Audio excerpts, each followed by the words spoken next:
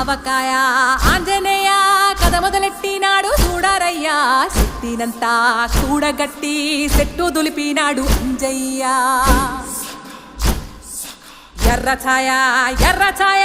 కోతి అవతార వెంటమాయ కత్తి సేత పట్టకుండా కాయ కోసినాడు కపిలయ్య